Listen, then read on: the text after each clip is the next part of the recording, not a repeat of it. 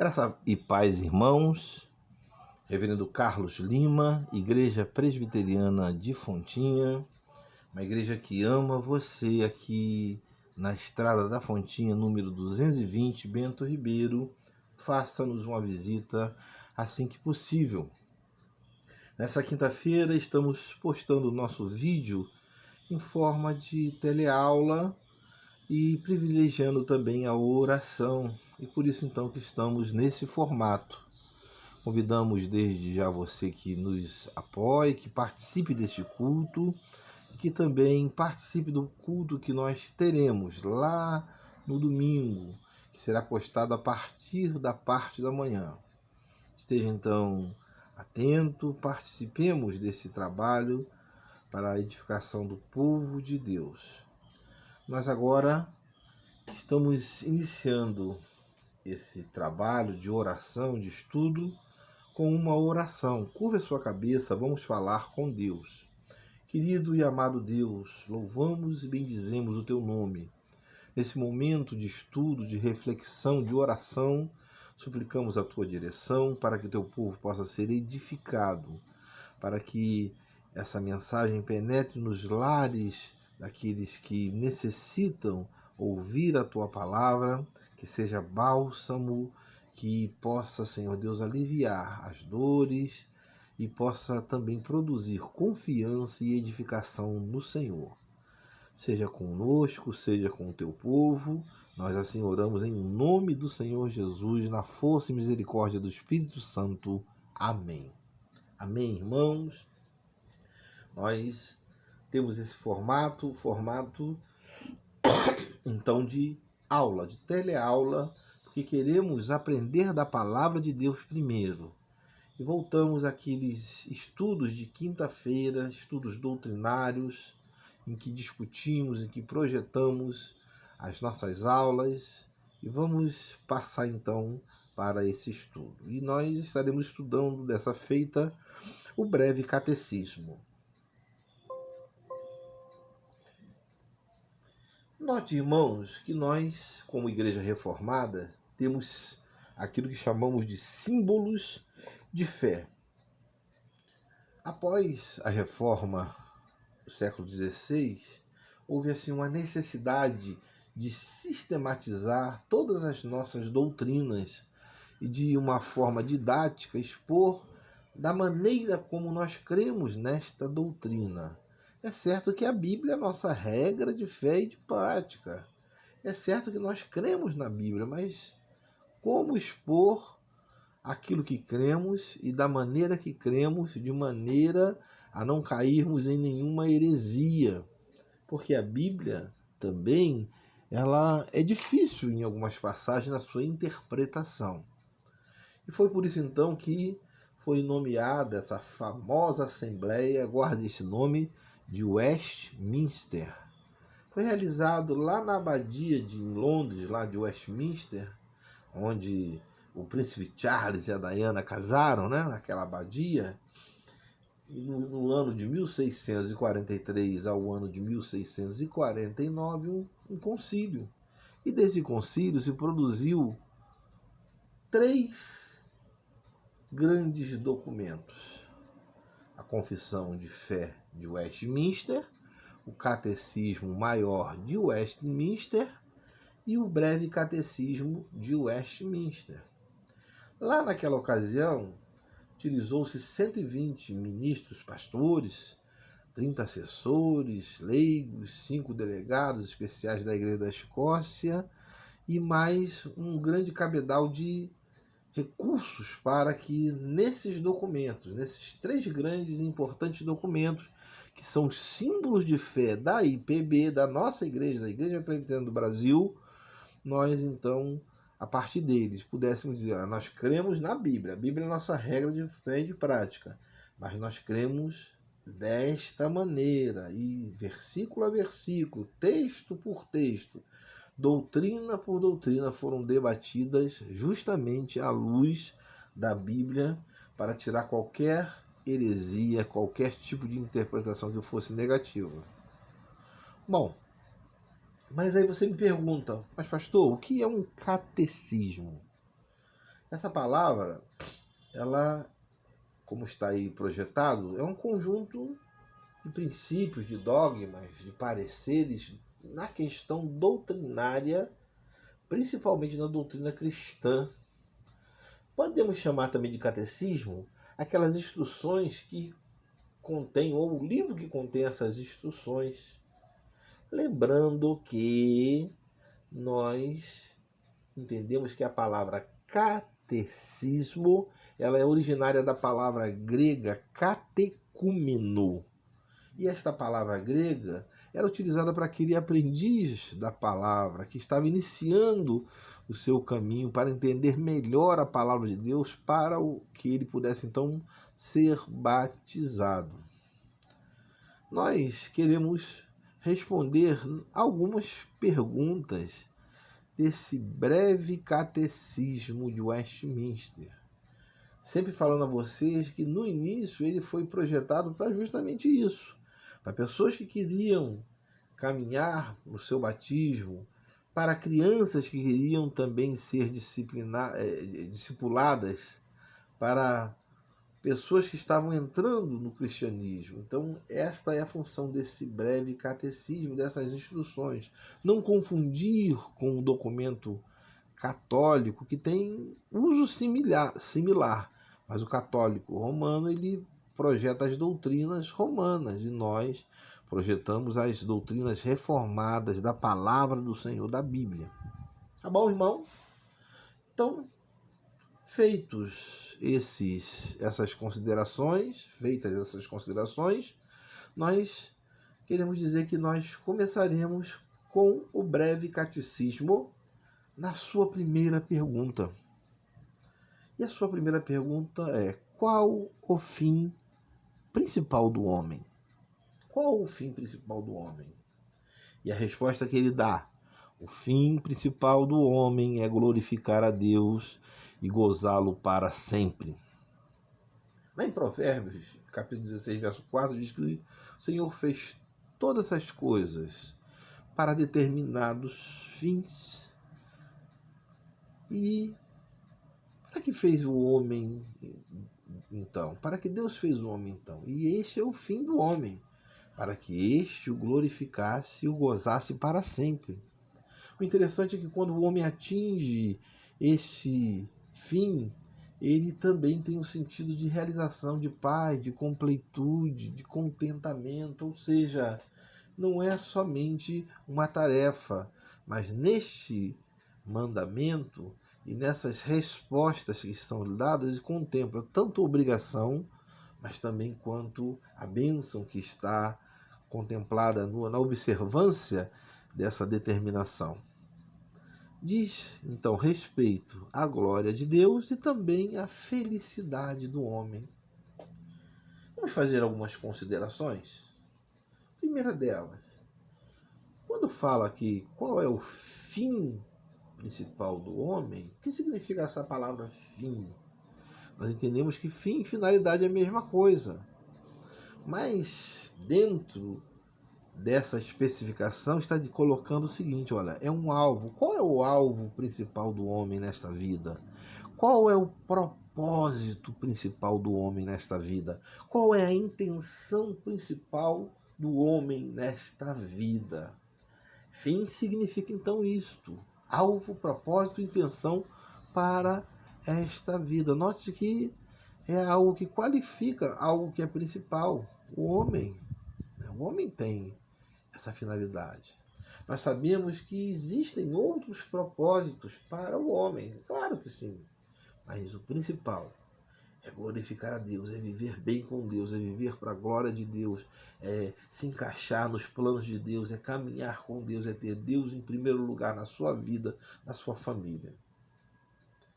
Mas, em segundo lugar, qual é o sentido da palavra glorificar? Calvino diz que a glória de Deus, ela é ou existe quando sabemos o que ele é. Ou seja, quando nós temos o conhecimento dele, aí nós estamos conhecendo. Esse é chamado o conhecimento intrínseco, que está dentro do próprio Deus, das características de Deus, da sua bondade, piedade, imutabilidade. Ele é poderoso, ele é eterno, ele é o todo-poderoso, ele é onisciente, onipresente, onipotente. Então, todas essas características que são dele, elas estão intrínsecas a ele. Mas a glorificação que nós poderíamos chamar de extrínseca, né, que está fora dele, é aquela que nós observamos, é aquela que contagia o ser humano e o leva a dar glória e a busca desta glória por sua própria conta. E não buscar, como está aí no texto, a sua própria glória, a glória humana, mas é buscar as coisas de Deus em primeiro lugar. Isto é o sentido da palavra glorificar. Glorificar é se submeter a Deus, é entender quem Deus é, intrínseca e extrinsecamente, é entender que Deus está no domínio de todas as coisas, mas essa glória dele exala, e todo homem que chega na presença de Deus deve fazê-lo de joelhos, glorificando ao Senhor. Mas, amados irmãos, como podemos então glorificar a Deus? E Agostinho falava sobre isso. E falava o seguinte: Senhor, tu nos criaste para ti mesmo. Ó Deus, o nosso coração está desassossegado até encontrar repouso em ti. O que é um desassossego? Quem está desassossegado, ele não encontra parada, ele não encontra solução, ele é alguém que não tem contentamento.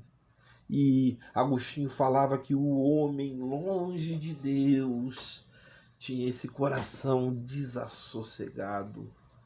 Quando encontrava Deus, encontrava esse sossego. É isso que o texto está falando também para aquela segunda parte. Quem glorifica a Deus, crendo, confessa diante dos homens, louva, defende a sua verdade, ele tem esse desassossego que está ligado ao gozá-lo para sempre.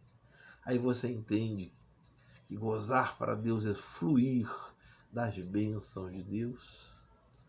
Então, irmãos, mas existe uma regra. E qual é essa regra que nós devemos lembrar quando nós, a respeito, né, do glorificar?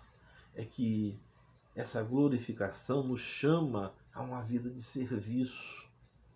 Ela não só não quer que sejamos simplesmente aqueles que contemplam a glória de Deus, mas que nos impulsionam a servi-lo, a servir o nosso próximo, a pregar o Evangelho. E aí sim, né, irmãos? Em quinto lugar, essa expressão glorificá-lo, ela vem antes de gozá-lo. Por quê?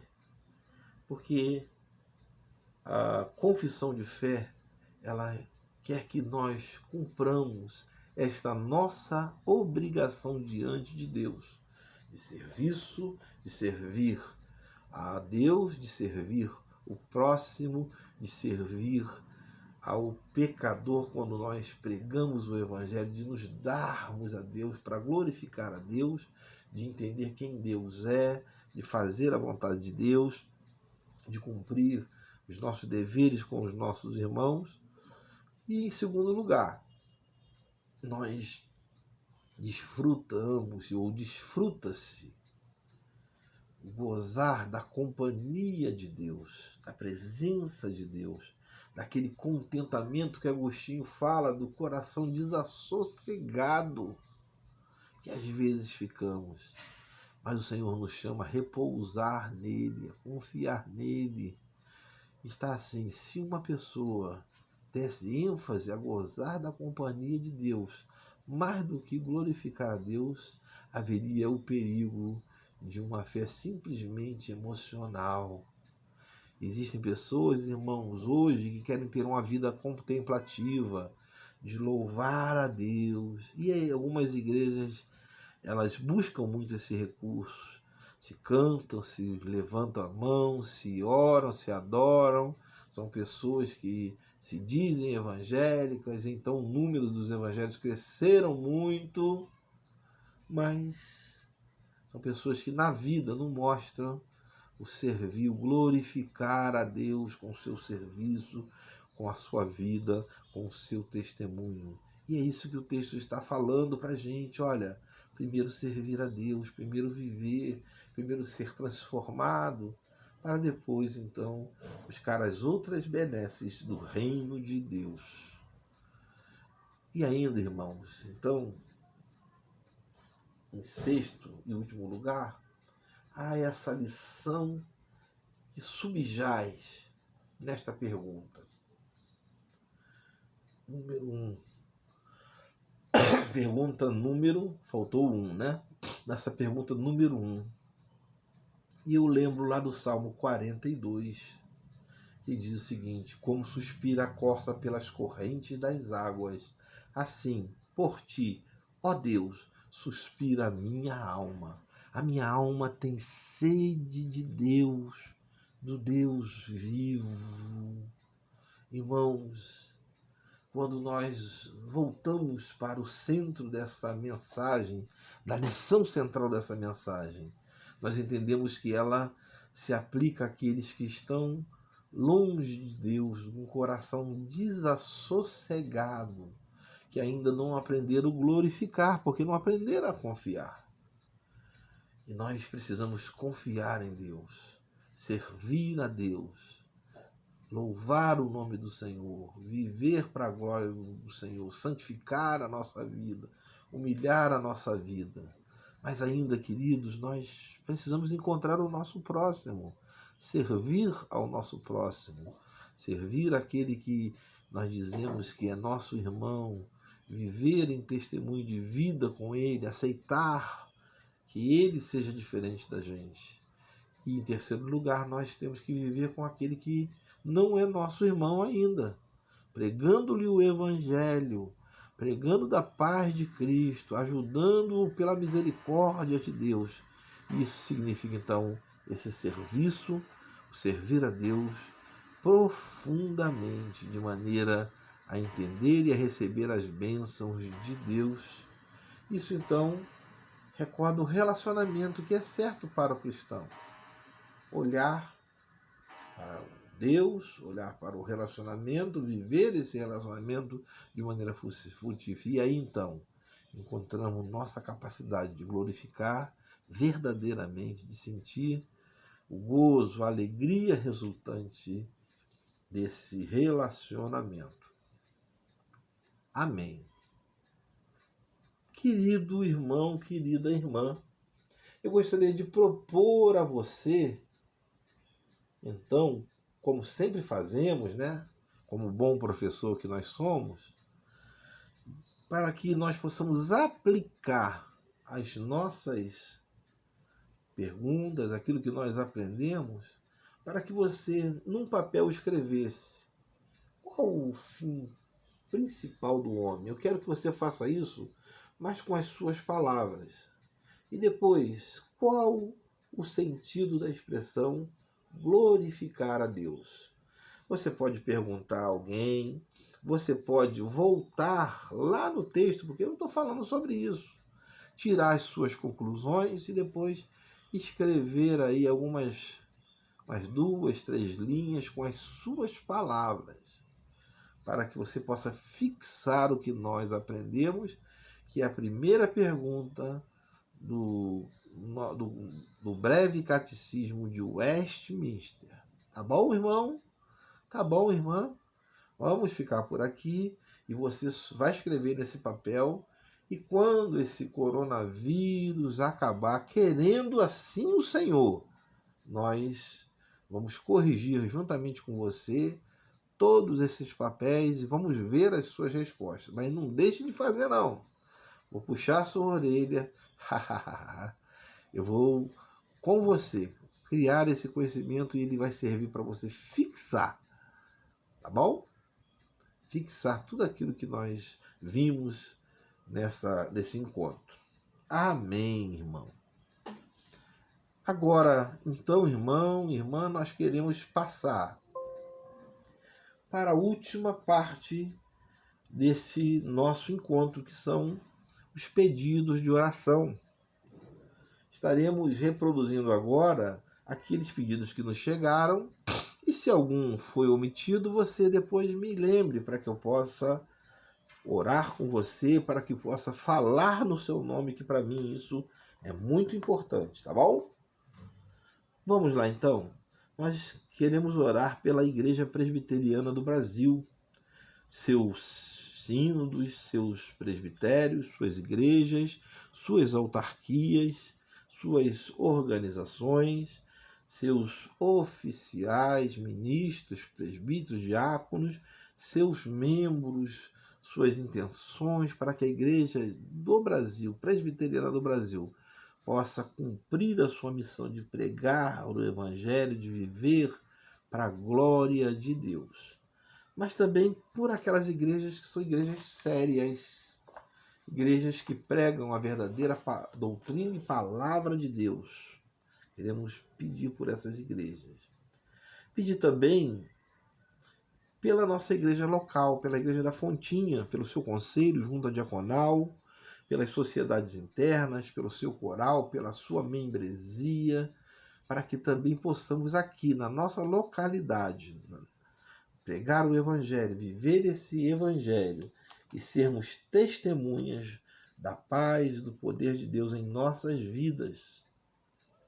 Mas queremos, então, em pedindo pela nossa igreja, colocar diante do Senhor nosso conselho, nossa junta diaconal, nossas sociedades internas, nossos corais, nossos membros, e todos aqueles que nos pedem, então, essas orações. E somando algumas pessoas, como a Dona Dalva, Dona Elzinha, Dona Neucina, a irmã Carli, a irmã Maura, Maria, Mércia, Marúcia, Sônia Abreu e Sônia Matos, Neuza Barreto e Neuza Magalhães, a Simone, o presbítero Aurélio, Patrícia, Davi, Sandra Patitucci, Carlos, Deise Furtado, a Helena, toda a minha família, a congregação lá do Valqueire, pedir por aqueles que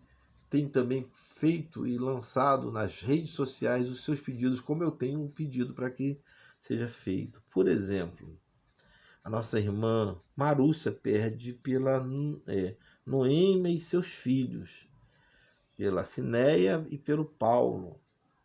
A irmã Sandra Patitucci, ela agradece a Deus as bênçãos que ela já recebeu de pedidos que ela já fez ao Senhor. O Senhor já tem respondido, viu, irmãos? Como é importante agradecer. Mas ela quer pedir pelo Marcos, que está com o coronavírus, para que Deus abençoe o Marcos, livre dessa enfermidade. Também colocar diante de Deus a família da nossa irmã Sônia Abreu, que pede por suas filhas, pelo trabalho das suas filhas, pela Maria Helena, que trabalha num hospital, e aqueles que trabalham com a saúde de maneira geral, nós devemos orar muito, porque são pessoas que estão ali na frente de batalha, para que Deus tenha misericórdia e cubra com o seu poder todas essas servas e servos do Senhor que trabalham, né? E a nossa irmã Sônia pede pela Maria Helena, pela Bárbara, pelo seu filho, por toda a sua família, mas ela pede por uma família enlutada, de uma irmã conhecida dela, que é da Patrícia, né? Que está enlutada, perdeu um ente querido, perdeu a mãe da Patrícia. Então, essa família que é conhecida da Sônia Abreu, ela pede oração.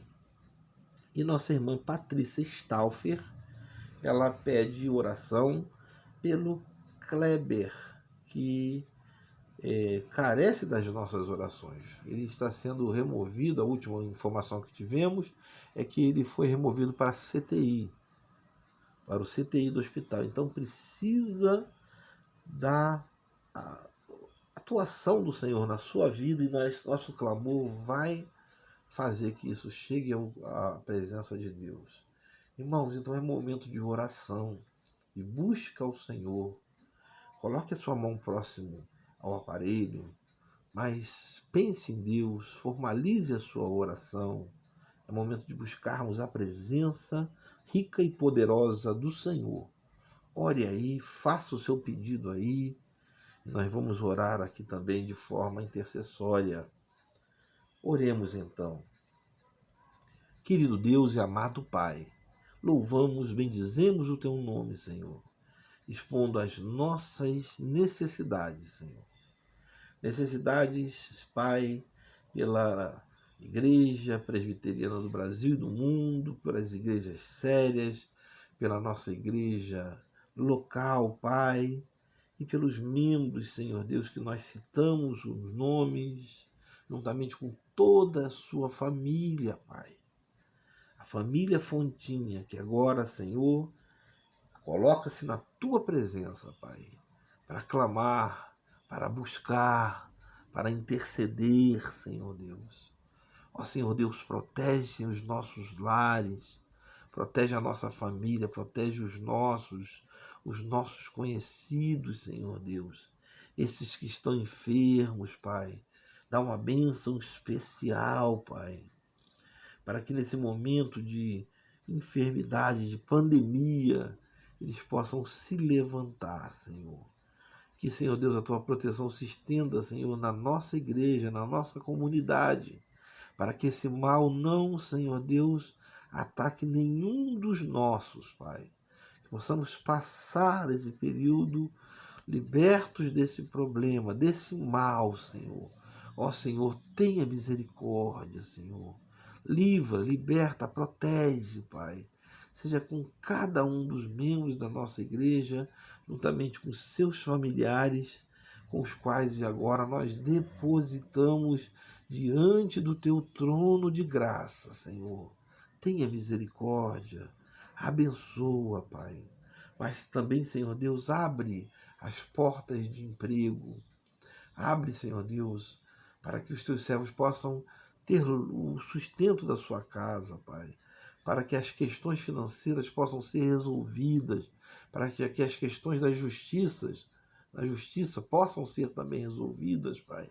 Para que os teus servos possam ter vitória naquilo que eles buscam e pleiteiam diante do Senhor e diante dos homens, Pai. Misericórdia, Senhor Deus, para que teus servos possam se preservar os seus bens, preservar as suas famílias, preservar as suas vidas, Pai. Ó Senhor, seja com o teu povo, Pai. Seja conosco que clamamos, Pai, para que as nossas famílias, os nossos lares, possam ver essa bênção e esta graça que vem dos altos céus, e assim possamos proclamar o teu poder e a tua glória. Que seja assim, Senhor, que o teu Espírito Santo esteja em nossa vida, que recebamos as bênçãos que estamos pleiteando de ti, em nome do Senhor Jesus, na força e consolação do Espírito Santo. Amém. Amém, irmão. Amém, irmã. Nós agora que já oramos ao Senhor, nós estamos com o nosso coração nas mãos do Senhor e nossa vida nas mãos do Senhor, deixando que Ele haja segundo a sua vontade. Quero então, como último anúncio, convidar você que participe do culto que será prestado neste domingo pelas redes sociais. Esteja em paz, na paz de Cristo. Receba agora a bênção apostólica. Que a graça do nosso Senhor e Salvador Jesus Cristo, o amor de Deus e a comunhão do Espírito Santo seja com todos vós e com todo o povo do Senhor, agora e pelos séculos dos séculos. Amém. Amém, irmão. Amém, irmã. Um bom dia, uma boa noite, na paz do Senhor. Amém.